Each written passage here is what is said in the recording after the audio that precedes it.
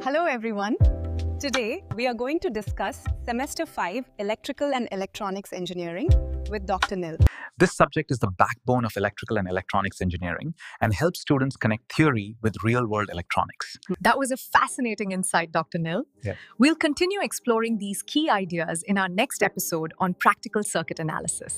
ব্যাপারটা একবার ভেবে দেখুন, পৃথিবীতে মাত্র 1 ঘন্টায় যে পরিমাণ রোদ এসে পৌঁছায় তা দিয়ে গোটা পৃথিবীর 1 বছরের শক্তি চাহিদা মেটানো যায়। মাত্র 1 ঘন্টা। এটা হলো সূর্যের সেই অসীম শক্তি যার প্রায় পুরোটাই আমরা এখনো কাজে লাগাতে পারিনি। আর এখানেই বিশেষ করে ভারতের ভবিষ্যতের জন্য লুকিয়ে আছে এক বিরাট সম্ভাবনা। তো চলুন আর দেরি না করে এই যাত্রায় সামিল হওয়া যাক। আমরা একটা আলোর কণাকে অনুসরণ করব, তার সেই প্রায় 15 কোটি কিলোমিটারের লম্বা রাস্তা ধরে একেবারে সূর্য থেকে আমাদের পৃথিবী পর্যন্ত। আচ্ছা, এই জিনিসটাকে না আমরা একটা কসমিক এমআরপি বলতে পারি। মানে কি? মানে হলো আমাদের পৃথিবীর বায়ুমণ্ডলে ঢোকার আগে কোনো রকম ট্যাক্স বা বাধা ছাড়াই সূর্যের শক্তির এটাই হলো ফিক্সড দাম, আর এর মান হলো প্রায় 1367 ওয়াট প্রতি বর্গমিটার। তাহলে পৃথিবীর বায়ুমণ্ডলের ঠিক বাইরের এই স্থির সৌরশক্তিকে আমরা কি নামে ডাকি? এবারে আসছে আসল মজাটা। ওই যে সূর্যরশ্মিটা আসছিল, আমাদের বায়ুমণ্ডল কিন্তু ওকে একভাবে আসতে দেয় না। ব্যাপারটা বোঝার জন্য চলুন ইডেন গার্ডেন্সে যাই।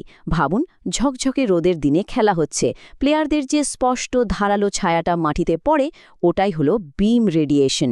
আর ধরুন মেঘলা দিনের খেলা, যখন কোনো স্পষ্ট ছায়া নেই, চারদিক থেকে একটা ছড়ানো আলো আসছে, ওটাই হলো ডিফিউজ রেডিয়েশন। এই যে এতগুলো কোণের কথা বলা হলো, এগুলো কিন্তু খুব জরুরি, কারণ এই অ্যাঙ্গেলগুলোর জন্যই আমাদের এখানে গরমকাল বা শীতকাল হয়। আর শুধু তাই নয়, একটা সোলার প্যানেলকে ঠিক কোন অ্যাঙ্গেলে বসালে সবচেয়ে বেশি শক্তি পাওয়া যাবে সেটাও কিন্তু এই অ্যাঙ্গেলগুলোই ঠিক করে দেয়।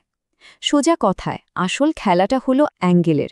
সূর্যরশ্মি ঠিক কোন কোণে এসে পড়ছে তার ওপরেই নির্ভর করছে আমরা কতটা শক্তি ধরতে পারব। তো আমাদের সূর্যরশ্মি তো পৃথিবীতে পৌঁছে গেল, এবার ওকে ধরব কি করে? উপায় আছে দুটো। 1, ওর তাপটাকে কাজে লাগিয়ে, আর 2, ওর আলোটাকে ব্যবহার করে।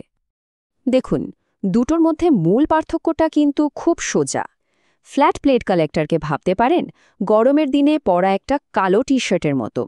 ওটা যেমন সরাসরি রোদ আর চারপাশের গরম দুটোই শোষণ করে, এটাও ঠিক তাই করে। মানে বিম আর ডিফিউজ দুটো রেডিয়েশনই কাজে লাগায়। অন্যদিকে কনসেন্ট্রেটিং কালেক্টর হলো ছোটবেলার সেই আতশকাচ। ওটা যেমন শুধু সরাসরি রোদকে এক জায়গায় এনে কাগজ জ্বালিয়ে দিত, এটাও ঠিক সেভাবেই শুধু বিম রেডিয়েশনকে ফোকাস করে অনেক তাপ তৈরি করে। আর এই তাপশক্তি যে কত কাজে লাগতে পারে তার কিছু উদাহরণ এখানে রয়েছে।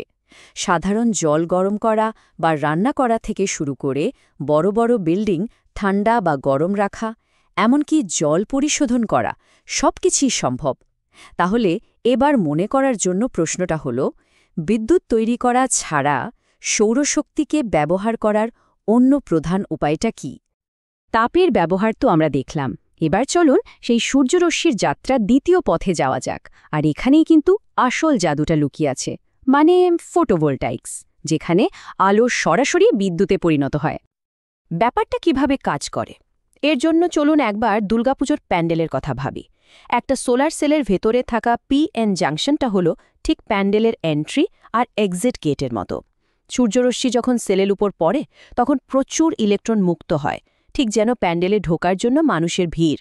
এই পিএন জাংশনটা ওই ইলেকট্রনের ভিড়কে একদিকে একটা নির্দিষ্ট পথে যেতে বাধ্য করে, আর ইলেকট্রনের এই একমুখী স্রোতই হলো আসলে বিদ্যুৎ বা কারেন্ট।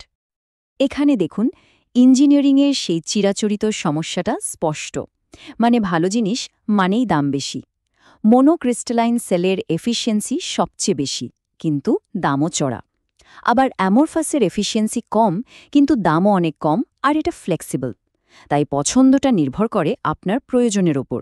যেমন ধরুন, কলকাতার মতো একটা শহরে যেখানে ছাদে জায়গা কম, সেখানে বেশি এফিসিয়েন্সির মোনোক্রিস্টালাইন প্যানেল লাগানোই বুদ্ধিমানের কাজ। আবার হয়তো একটা পোর্টেবল চার্জার বানাতে গেলে অ্যামরফাসই সেরা। এই ফিল ফ্যাক্টর জিনিসটা কি? খুব সহজ করে বললে এটা একটা সোলার সেলের কোয়ালিটি বোঝায়। আইভি কার্ভটা যত বেশি চৌকো বা স্কোয়ার শেপের হবে, ফিল ফ্যাক্টর তত ভালো। ভাবুন আপনি একটা বাক্সের সন্দেশ সাজাচ্ছেন। আপনি যদি কোনো জায়গা নষ্ট না করে বাক্সটা পুরোপুরি ভর্তি করতে পারেন, তার মানে আপনার প্যাকিং এফিসিয়েন্সি দারুণ। ফিল ফ্যাক্টরও ঠিক সেরকমই একটা ব্যাপার। এটা বোঝায় যে একটা সেল তার ক্ষমতাকে কতটা দক্ষতার সাথে ব্যবহার করে পাওয়ার ডেলিভারি করতে পারছে। সাধারণত বাজারে যে ভালো কোয়ালিটির সোলার সেলগুলো পাওয়া যায়, তাদের ফিল ফ্যাক্টর এই 0.7 থেকে 0.85-এর মধ্যেই থাকে। এটা সেলের পারফরম্যান্স বোঝার একটা খুব গুরুত্বপূর্ণ মাপকাঠি। তাহলে মনে রাখার জন্য প্রশ্নটা রইল, কোন মেট্রিকটা আমাদের বলে যে একটা সোলার সেল কতটা দক্ষতার সঙ্গে তার ম্যাক্সিমাম পাওয়ার ডেলিভারি করতে পারে?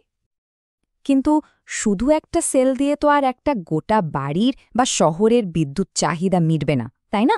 এর জন্য আমাদের একটা পুরো সিস্টেম বানাতে হবে। আর এই সিস্টেম বানানোটা অনেকটা লেগো দিয়ে খেলার মতো। দেখুন, সবচেয়ে ছোট ইউনিট হলো সোলার সেল। অনেকগুলো সেলকে সিরিজ বা প্যারালালে জুড়ে তৈরি হয় একটা মডিউল বা প্যানেল। আবার অনেকগুলো প্যানেলকে একসাথে জুড়ে তৈরি হয় একটা অ্যারে, যা অনেক বেশি পাওয়ার দিতে পারে। আর যখন এর সাথে আমরা ব্যাটারি বা জেনারেটরের মতো অন্য কোনো পাওয়ার সোর্স জুড়ে দিই, তখন সেটা হয়ে যায় একটা হাইব্রিড সিস্টেম, যা আমাদের দিন-রাত নির্ভরযোগ্যভাবে শক্তি যোগাতে পারে। তাহলে আমাদের সূর্যরশ্মির এই যে এত লম্বা একটা জার্নি, চলুন তার মূল পয়েন্টগুলো এক ঝলকে আবার মনে করে নিই। প্রথমত, উৎস হল সূর্য, যা একটা নির্দিষ্ট সোলার কনস্ট্যান্ট হারে শক্তি পাঠাচ্ছে। পৃথিবীতে আসার পথে বায়ুমণ্ডল সেই শক্তিকে বিম আর ডিফিউজ এই দুই ভাগে ভাগ করে দিচ্ছে। এরপর আমরা সেই শক্তিকে দুটো উপায়ে ধরছি। এক, তাপ হিসেবে, যা দিয়ে জল গরম করা বা রান্না করার মতো কাজ হচ্ছে। আর দুই, আলো হিসেবে, যেখানে পিভি সেল ফোটনকে সরাসরি বিদ্যুতে পরিণত করছে। আর সবশেষে এই সেলগুলো জুড়ে প্যানেল, আর প্যানেল জুড়ে অ্যারে তৈরি করে আমরা ব্যবহারযোগ্য শক্তি পাচ্ছি। ব্যাস, এই হলো পুরো যাত্রার সারসংক্ষেপ।